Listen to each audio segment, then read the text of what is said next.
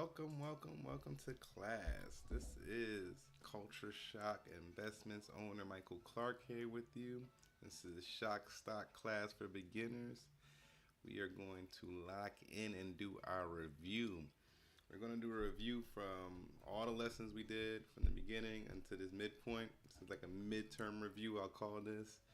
I just want to put into practice some of the things I've been teaching you guys. I wanted you to see it live in action. I want you to see how to run a fundamental analysis on a company, use the momentum indicators, where you're going to find those on TradingView.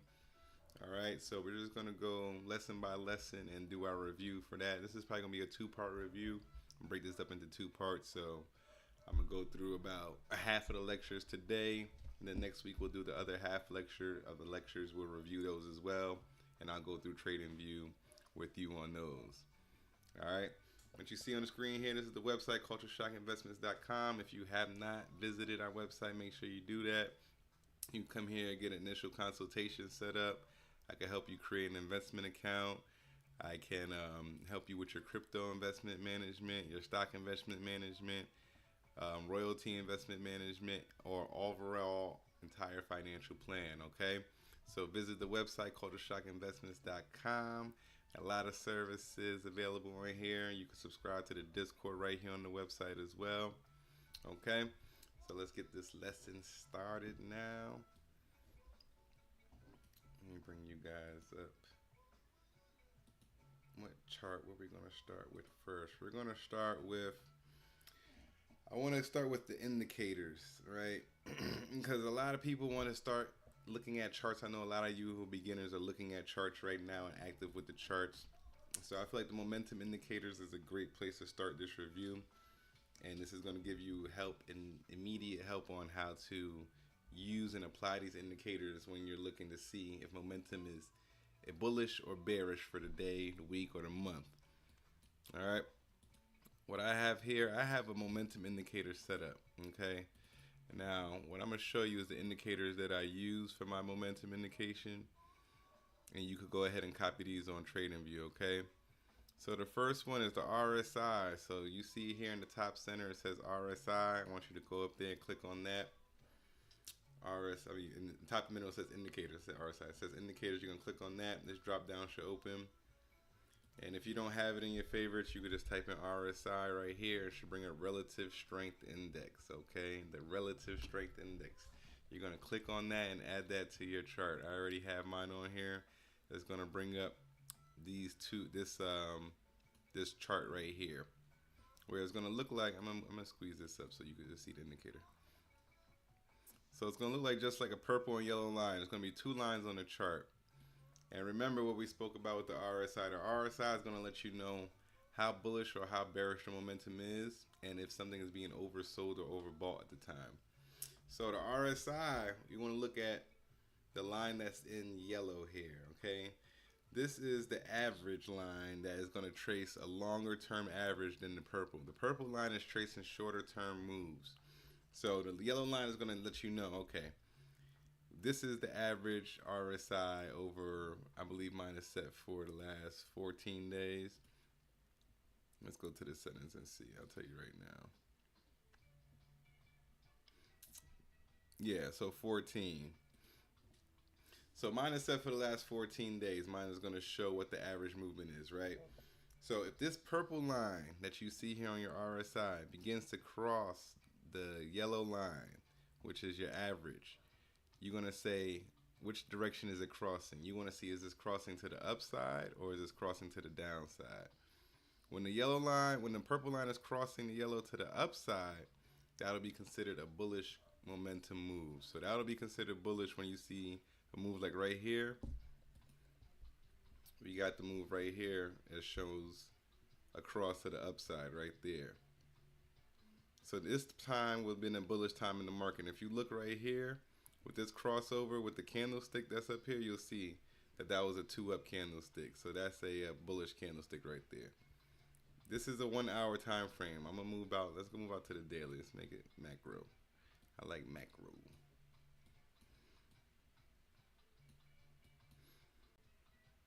Let's shrink this down a little bit.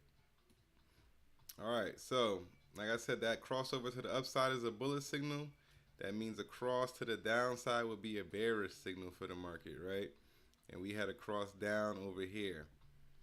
So what can happen is you'll get a cross up followed by a cross down, depending on the time frame you're looking at. That can happen within a short period of time. That doesn't necessarily mean a cross up doesn't give you an indication that it's going to be bullish for a long period of time. It just means that bullish momentum has kicked in now. How long is that bullish momentum going to hold? That's where you're going to have to look at higher time frames. If you're looking at the daily time frame right now, we would have to go up to the weekly, monthly, and see what momentum looks like on those time frames to determine if this is going to be a long, sustainable crossover or it may be short-lived, because a higher time frame is telling you that it's about to, a higher time frame is telling you that we're still in bearish momentum. So you want to look for crossovers with the RSI. That's the key thing you're going to look at for your crossovers. Now, the average RSI number will be 50. 50 would be the midline. It goes all the way up to 100, you'll see here on the RSI. You go from 0, and it goes all the way up over 100, honestly. But the healthy range, you'll see it'll go up to 70 before this shaded area starts to turn white, and down to 30 before it starts to turn white down here. What that's telling you is that when it gets into this range up here, if your RSI gets up here, it's showing you that the stock is overbought. So when you see an RSI over 70, whether it be this purple line or the yellow line, when you see either one of those going above 70, that shows you that the stock is overbought at the time. Now, that could be extended, and that could last for multiple days or multiple weeks. The stock could be overbought. But more times than not, when a stock is overbought, you can expect a pullback to come sooner than later, because people are now being in FOMO, or they're over leveraged in this stock, and selling is going to start occurring soon, and to bring that RSI back down to its average around 50.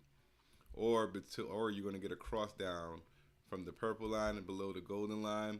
And what people will call that on the daily, what you will call this, sometimes people will look for a crossover. They'll call that their bullish signal for their daily chart. I don't think that I like daily crossovers as much as weekly, which is why I do most of my momentum charting off the weekly chart. The weekly gives you a longer term signal when a crossover happens. The more macro the chart, the longer term the signal. Weekly is good midpoint for me because I'm not investing. I'm not looking for a 10-year signal, so I'm not looking on the yearly chart or monthly chart. I'm looking for something that's going to happen within the next year, because that's usually the move I'm looking for. What's going to happen in the market over the next year or 2 years? The weekly chart and monthly chart are good at telling you that. The yearly chart is going to project you even further out than that. But the weekly chart showed us right here. Let's see if it could have identified the pullback. So the weekly chart showed that we were crossing down momentum to the downside. You see the purple cross the yellow line right here? That shows we were getting negative momentum, and that was the week of August 18th on Microsoft. Now, if you took that signal and you said, okay, momentum is going bearish, let me go ahead and grab some puts, or let me sell some Microsoft, or let me pretty much buy puts or sell my Microsoft position and look to buy in when I see momentum getting stronger again. Those are the two options you have at that point. If you're a beginner, I don't want you talking about selling options or anything like that just yet. But right now, you will say, am I going to sell my stock, or am I going to look to buy more on that bounce back up? Or if I'm in options, am I going to buy a put right here on this crossover? And what you'll see is after that crossover to the downside on Microsoft, what happened to the stock up here? Let me do this real quick. Get rid of all those lines for you. Make it simple. What happened up here after August 18th on that crossover? That week closed at, so we want to look at the closing price up here in the top left. That week closed at 507.23 with a cross down signal coming in on the weekly chart, right? What that lets you know is that, okay, the next week go ahead and we close at 506.69. Interesting. Right here, you have a doji candle. So if you didn't take the signal initially when the RSI crossed down on the weekly, it gave you another opportunity right here and another signal with a doji candle. A doji candle is a candlestick with no body on it. You see how it's just a wick, it's just a line, has no body? That's called a doji candle. That means indecisiveness, indecision. The market wasn't sure if it wanted to go up or down. Typically, if you have one of these in a direction that the market was going, so let's say we had bullish momentum going on and you hit a doji candle. A lot of the times that could signal a reversal back to the downside. But in this case, what it did is it gave you an opportunity to catch the market going down before it continued to go down even more, so you could have made money off a put. So when we seen this doji candle close out that week at 506.88, we could have said, okay, let's buy some puts. We have a doji candle combined with a crossover on the weekly to the downside. Let's go ahead and jump in some puts right here. Now, this is a weekly candlestick. This is not a trade or investment that you're going to say this is what the market's going to do for the next 2 years. You're not going to see that on this, okay? You're going to see we just had a momentum shift to the downside, and let me go ahead and see how this plays out for at least the next month. This will give you at least confidence that for the next month, momentum is most likely going to be moving towards the downside before it starts going back up. We're going to continue to move down from here. As you can see, that's what happened the next week. We closed at 495 from 504. That's a big come up when you're talking about options, because option or put option right there, you bought a $500 put when Microsoft was at 505, and you end up making over, you put $100 in on that contract, you end up making like $800 on that contract in a matter of 5 days. You know, that's how much some people make in a week worth of work. And that's the power of the market, and that's the power of knowing how to use momentum in your favor. But that's just the RSI. You see I have other indicators down here. This is the RSIG. I didn't talk to you guys about this, but this is more of a short-term momentum indicator, and it signals you of institutional buying or selling with those blue or purple dots. But I don't want you to worry too much about this one yet. Right now, I want you to worry about the RSI, okay? Let me take this off, actually, so I don't distract you. Let me take this. Actually, no, I want you to use this indicator too.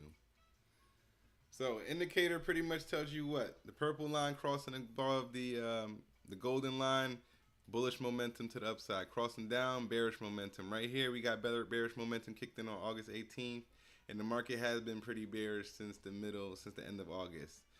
We had that all-time high. Well, I'm not the market. I'm sorry, Microsoft. Let me not say the market. The market has been pretty bullish. Actually, let me go to the Qs. Because this is just Microsoft. But let me go to the QQQ. Let me go to the ETF. I like doing this with ETFs instead of individual companies.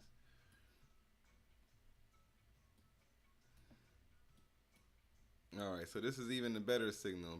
This is why I like ETFs. They're a little more stable than individual companies. We had this crossover on the RSI right here on the week of April 28th. That was a great signal on the weekly. And you see why I like the weekly for a signal? The weekly gave you a signal on April 28th. That's exactly right when we bounced out of the bear market. So taking a long call here, maybe 3 months out on the Qs when we closed at 480, you could have took a $500, $50 call, or you could have just bought some QQQ for your portfolio here, seeing that the weekly momentum has crossed to the upside. After we just crossed to the downside back here on February 10th, and we stayed in that negative momentum. You see, we stayed in that negative momentum all the way through this cross up right here on April 21st. So until this moment happened right here in February of 2025, we should have known the market is in a bearish mode. This is the ETF. This is not individual stock now. When ETFs give you this kind of signal, it's a little bit more stable and the strongest signal that you want to heed. And it could last for a little bit longer than it lasts on an individual company because it's an ETF. Okay? So you see we had, how many weeks is that? From February 10th all the way up to April 25th. All right? So that's about 2 months. 2 months we sat in a downtrend on the market before we got momentum back to the upside. But when this signal came into the upside, look at this. We got a week. We closed this week right here at what, 472. The next week we closed at 488. A little kind of not completely a doji, but it's similar to the doji we were just looking at before to the downside. But this is to the upside. It has some body on it, so I wouldn't call it a doji. But it wasn't a candle with strong bullish or bearish momentum. It was kind of stayed the same as the previous week. But after that, you see that gap up, that jump up. After all that indecision scrolls out the market, you tend to get a jump. And that's when that jump came in the market right there. And that's all based off of just, if you just were trading strictly off the weekly RSI indicator and momentum indicator, you would have been able to see this move coming and you would have been able to position yourself properly for that trade. Does it always pan out perfectly? No. But what happens is you have much more of a probability of your trade panning out in your favor when you have a momentum indicator backing you as well, especially on the macro time frame, not on the 5-minute, 10-minute, 15-minute chart. No, the crossovers on those charts, on those time frames, are not the confirmation you want to go by. At least daily. If you're going to be an intraday trader, you want to see a crossover at least on the 4 hour to daily. You want to look for momentum crossover. But my long-term investors, as I know most of you are going to be, right, long-term investors, we are going to look for our crossovers on the weekly. And what this is going to tell you is right here, boom, market goes through a dip. We're holding for 3 to 5 years. Are you selling on every dip? No, you're not. So when this dip comes in, this lets you know we're in negative momentum. Negative momentum. When we get to the point of being oversold, which it flashed it right here. It flashed oversold for a split second on the weekly when it went into this white area. Remember I told you below 30 is oversold. A lot of the times when you're in strong companies like an ETF, like the SPY and the Qs, if we ever get into oversold territory, this is where you want to be buying the most. A lot of people are in fear in this time in the market. And this time in the market, Trump was announcing tariffs. People didn't know what was going on. There was a lot of fear and uncertainty. So a lot of people started selling their stocks. But this is where the rich gets richer. You don't want to follow that trend.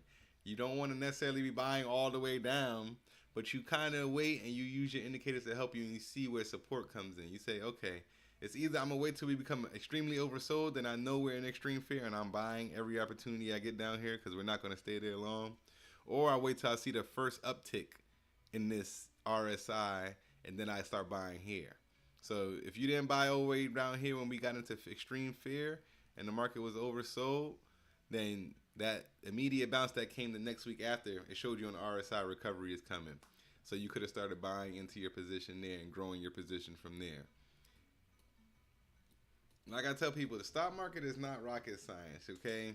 You don't need all the indicators. You don't need 10,000 indicators. You don't need everything, okay? I use multiple indicators on different templates based on what I'm looking for. So when I'm interested in what the momentum of the market looks like, I'll bring up my momentum indicators. But on most of the time when I'm just trading, I'm trading mostly off my price levels. But momentum is very important, which is why I went over it with you guys. The next momentum indicator after the RSI. So remember, RSI above 70, overbought. And look where we're at now. Interesting, right? How the market's at 68.87. The market's getting a little overbought right now. So what do you think is going to happen? If your logic based on what you just learned, no bias, no, just being completely objective. If the market flashes overbought, what do you think is the next likely thing to happen? You would say, okay, the market most likely may have a pullback soon. Okay, great. Now pull back to where? And that's when you get into technical analysis and charting. And I'm going to break that down for you all next week. Let's keep going with the momentum indicators though.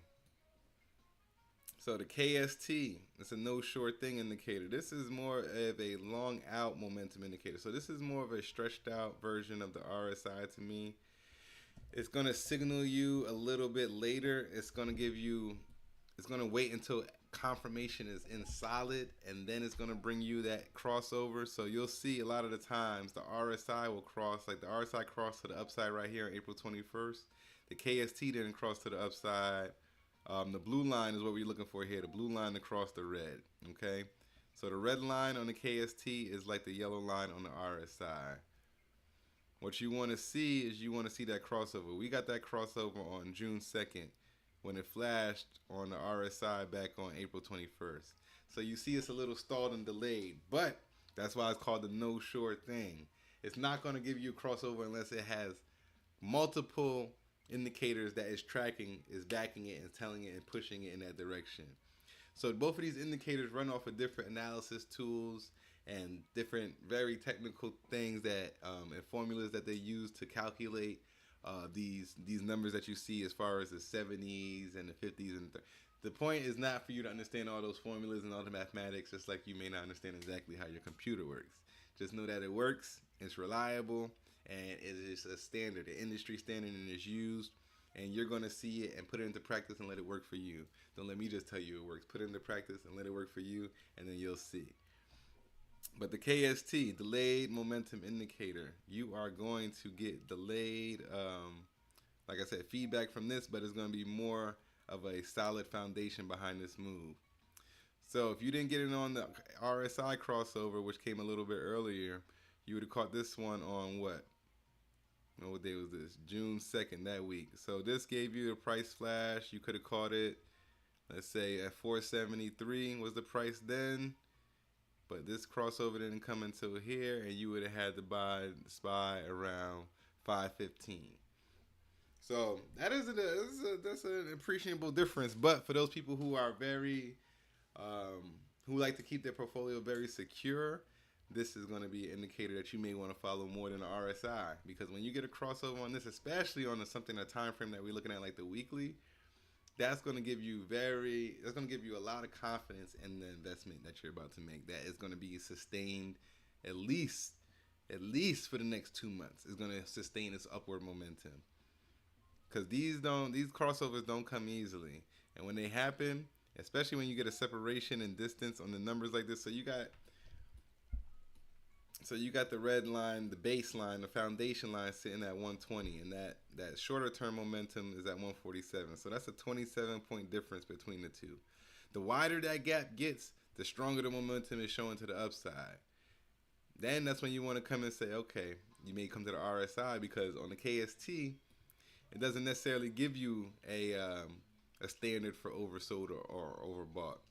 Oversold or overbought, which is where you may go to your RSI now and combine the two and say, okay, we're about 27 points difference on the KST. The RSI is above 70. Yeah, the market's a little hot right now. Let me maybe lighten up on some of my option positions, or maybe not trade calls as much for the next few weeks. Look for some puts more than calls. Doesn't necessarily mean the market's going to have some crazy pullback. It just means the market is hot right now. This momentum is very high, so you got to be careful looking for more upside right here without any kind of pullback happening first. And this is what I love about momentum, man. Momentum is a forecaster, and it'll let you know. Let me see if we can see this pullback coming back here.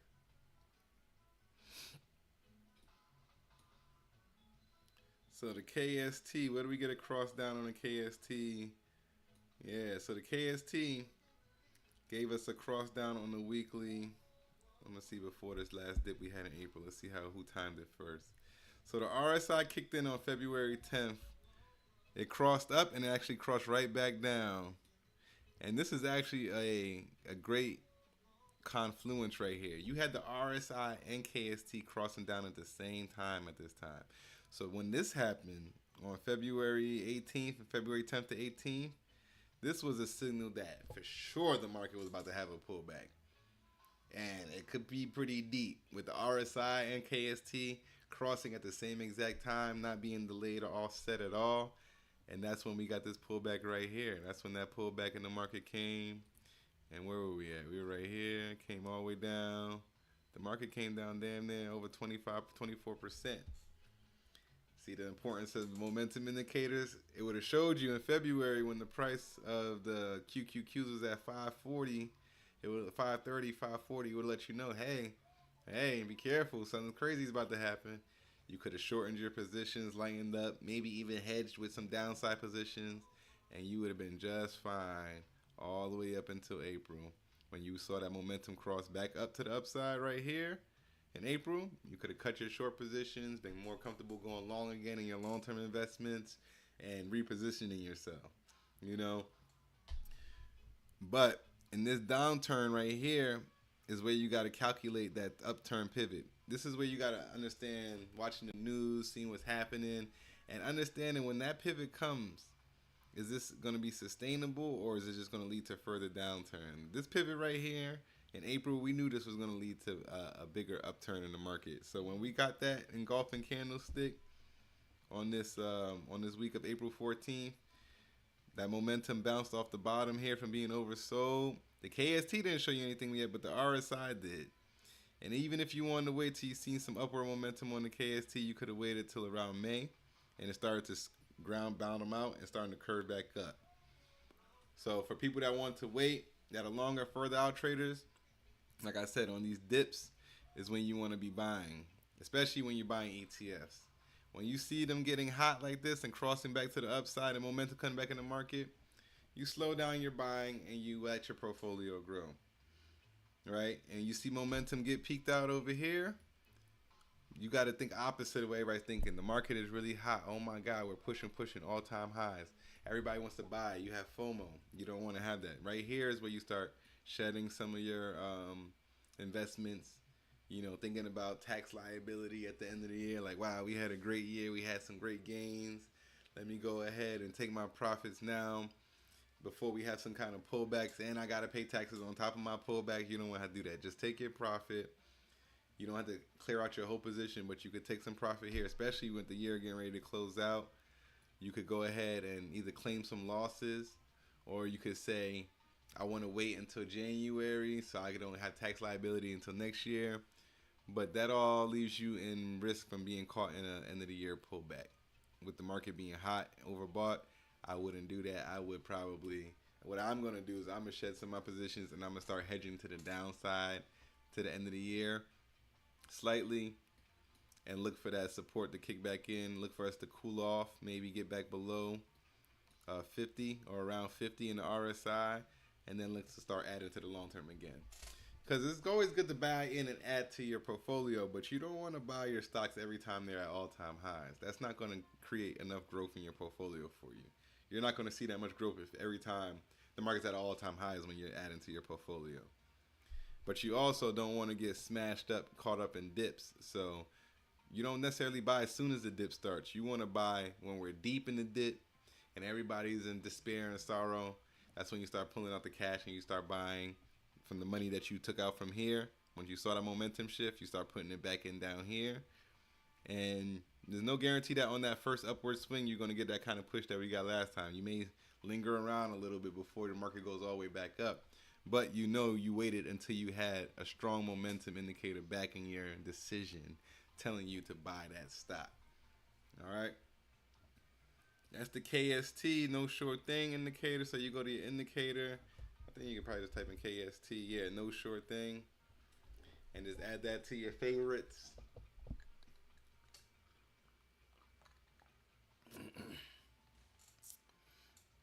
Two very good momentum indicators.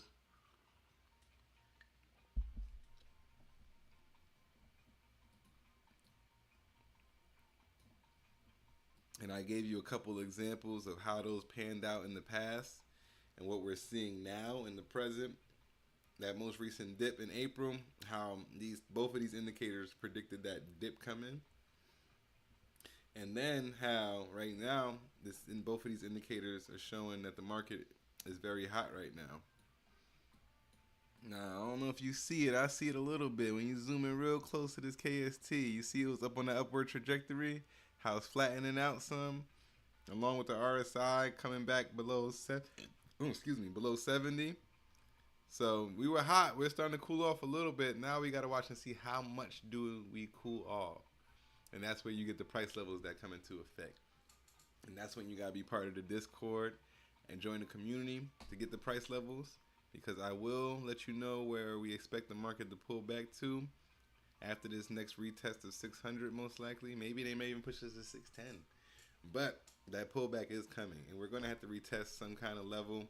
And I'll let you know exactly where that level is when we have our charting session on Monday morning. Pre-market, actually I'm going to do it right when market open. Charting session, I want to see what the momentum of the market looks like at open, especially after a weekend with some Trump comments and the UN General Assembly wrapping up and everybody reflecting on that. I want to see what the market opens up at on Monday. I'm really watching Bitcoin. Let's see where Bitcoin's at right now. 109,000. Bitcoin is still not looking good over the weekend. But we're going to jump back into that on Monday. Make sure you're there for the charting session. Make sure you set up your RSI and KST indicators on your chart, in your trading view right now, so you could put those into practice this week. These indicators combined with the price levels I give you should give you a lot of comfort in your investing and trading, especially when the signals are there. You know, especially when you're in the community with me and I'm there for you to ask questions to and verify a move for you. Let you know that that's a good move or a bad move based on what we're seeing with these indicators and the levels. Join the community, build wealth, and let's grow together. All right, I can't make it any easier. I'm trying to give out a lot of free gems for the black community so we can grow our investment portfolios, grow our ownership, start to unify and combine and expand as a family, you know, and live in the level of comfort and divineship that we should be living in. Okay, thank you all for coming for the lesson this week. Next week we will go over some more reviews. I'm gonna go over some more of the slides that we did.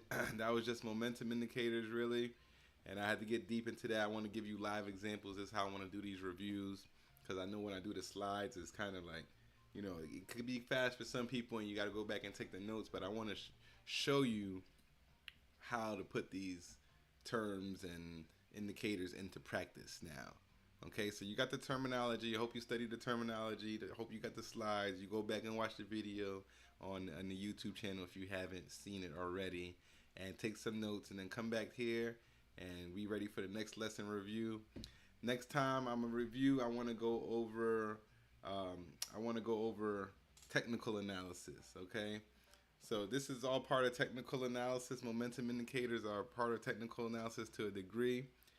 And I'm going to give you some more indicators and more things that I like to use in my technical analysis. And then after that, we'll go into a review of fundamental analysis and just the basics of stocks again. And then I'm going to come up with my test, the unit review test, and we'll proceed from there. All right, everybody. Appreciate y'all coming through. Make sure you follow and subscribe. Share with family and friends who are trying to learn about investing. And visit CULTURESHOCKINVESTMENTS.com. Book your consultation today. We do one-on-ones and group sessions. So book it. See you soon.